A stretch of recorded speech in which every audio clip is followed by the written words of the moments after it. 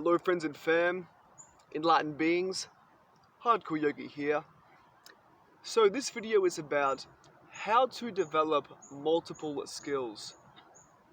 This topic has always been very alive for me, as I've been a person with broad interests and I do have a true love for various skills. So in this video I wish to distill a few of the key principles to developing several skills. Because in life, it is one thing to develop one skill, and that has its own approach and sort of set of teachings. But then there's also the pursuit of various skills in a lifetime, and that shares some commonalities with pursuing one skill. But then there is also some differences that we need to account for. So yeah, that's what we're going to crack into. I do feel very engaged in this exact topic because, as I said, I have loved various skill sets. It's not to say that I am world class or advanced in any of these. Perhaps two of them I am quite advanced in, and then some of the others I'm more intermediate. Even some of them I'm quite beginner. But that doesn't matter because it's about the enjoyment of the pursuit.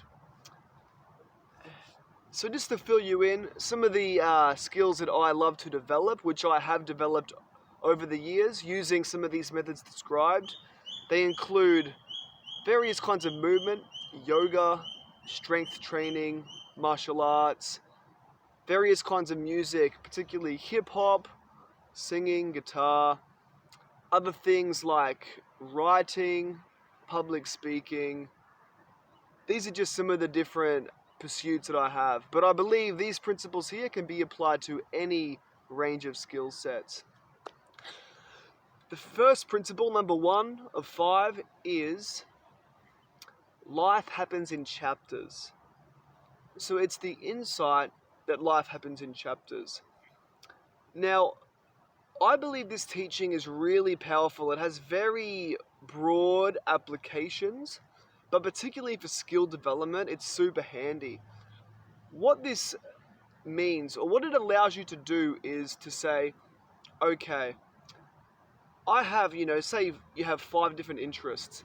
It would be quite impossible to schedule all of those into each day and each week and to have real quality practice and make quality gains. You really want to have about 1 or 2 priorities for that month, that several months, etc.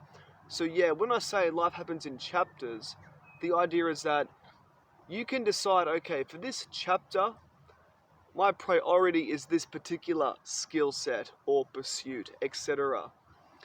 And there's a great value in this. For one, it helps to hone your focus and intention. And 2, is that it lets you off the hook in terms of you don't need to pursue every skill set that you want to. It would be impossible, and you can sort of rest easy, rest assured that for this chapter, I'm doing this. And then for another chapter, 4 months down the road, 6 months down the road, I'm going to be doing this other thing. So yeah, this makes it way more palatable for your schedule and your psyche if you work in chapters. Number 2, the key number 2 is consistency each day. Now, it might be a little bit cliche and a little bit simple, but I wish to underline a few things about it so you can see the value of it. Consistency is very valuable and very powerful. There have been studies on this. So, in the book The Talent Code by Daniel Coyle, he mentions a study where there were 2 control groups of people who were total novices at piano, and they had to learn a song. So for about 8 weeks, they were in 2 groups. One group practiced for 5 minutes every day. The other group practiced for 1 hour once per week. At the end of the 8 weeks, they found that the first group, doing a daily 5-minute practice, performed much better.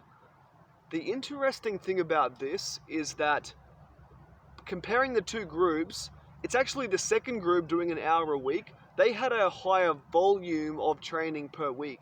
60 minutes versus 5 minutes times 7 is 35. So 35 minutes versus 60 minutes. It's nearly double. Yet the people doing it daily did better. The main theory of how this works, it relates to our neural networks in the brain, and it also relates to myelin. So unpacking these briefly, whenever you perform a skill, in this case it was playing the piano, your brain forms these neural networks. It pretty much recognizes, okay, for this skill, these particular neurons and brain regions need to fire together at the same time. And as they do that, then myelin comes into play. So myelin is a fatty substance in the brain which acts as insulation along the neural pathways. And the idea is that if you practice a skill daily, that neural network takes place, the myelin starts to take place, and when it insulates the networks, then the neural signals fire faster and more accurately. So when you do it daily, you help to solidify these neural networks and the myelin sheaths, you solidify them, then you can even build upon them and refine them. Whereas if you go like a week without practice, then basically some of those networks may atrophy a little bit, and then your brain is trying to play catch up each session instead of building upon. So yeah, that's a huge principle, is the daily or consistent practice as opposed to more spread out. Moving to insight number 3, I would put finding the right combination of theory and prac. I believe it's very possible, and that we may sometimes tend to overemphasize one of these at the expense of the latter. And it can go in either direction. So there have certainly been times where I have veered more towards practice, and when you're doing only practice, you're losing something, because maybe you would benefit a lot by touching up on some more theory. But then the other side of the spectrum can happen where you're too much in the theory, you're reading a lot, and there's too much mental masturbation, and you're not actually doing the practice, the rubber meeting the road. So it's good to watch out for those tendencies and to really find that beautiful balance of theory and prac.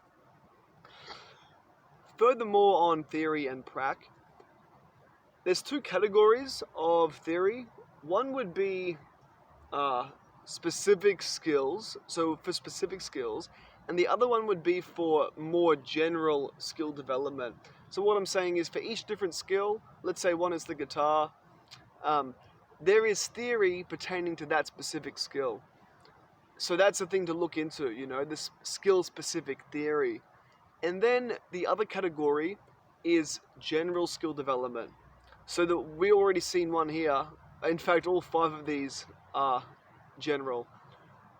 But yeah, the consistency each day is one example. A couple of books on general skill development. Daniel Coyle is really at the top of the game for this. You can check out The Talent Code or The Little Book of Talent. The Little Book of Talent is just a more brief version. So yeah, he looked at the common denominators of effective practice that can be used for any skill. So yeah, look into that. The theory of specific skills and general skill development, and finding that balance of theory and prac. Okay, so we looked at life happens in chapters, consistency each day, the balance of theory and prac. Number 4 will be healthy habits. So maybe this is obvious, but maybe it can be overlooked. But basically, the healthier that you are, the better you will be at developing skills in whatever domain that is. It will simply add more energy, more focus, more learning and memory. The brain and body, they work together to be energetic, to be focused, to be on the ball. So yeah, it's very useful to, whenever you are having a chapter of skill development, you want to pair that with a chapter of healthy habits. Maybe for you it's eating the right food, exercising daily, sleeping at the right time is a big one for me. Sobriety, getting rid of addictions. The more you do this and the more that your vessel is clean and firing on all cylinders, then not only will you be happier, but you will be more effective at your skill development. So yeah, that's number 4, is health. Then coming to number 5, the final key here is finding your unique passions. So maybe you're in a place in your life where you already really know your passions. You're already in that pocket. So for you, this is not as critical. But maybe for some other people watching, you may be a bit younger, or you're just starting to self-actualize, and yeah, the world is opening up to you. And you don't exactly know your path, your passions, your talents, etc. So when I say finding your unique passions, it's pretty much an invitation. It's a call to action to explore a wide variety of different things. If you don't know what your passion is, you've got to explore all kinds of activities and hobbies, practices and skills. And after getting a wide enough experience, then you will realize what things really fascinate you or resonate with you, what calls you and speaks to you. And that is what you should continue pursuing. And perhaps your curiosities will change over the years. In the first few years, you're more interested in this certain thing. And then after a few years, it's this thing. After another few years, it's this thing. So those passions and curiosities may change. But yeah, you need to explore a multitude of things to find your own unique palette of practices, skills, and hobbies. So yeah, that's the 5th one. Find your unique passions. Hope this video was helpful to you. I hope that you enjoy following these 5 keys to developing several skills. Much peace, much love. Namaste.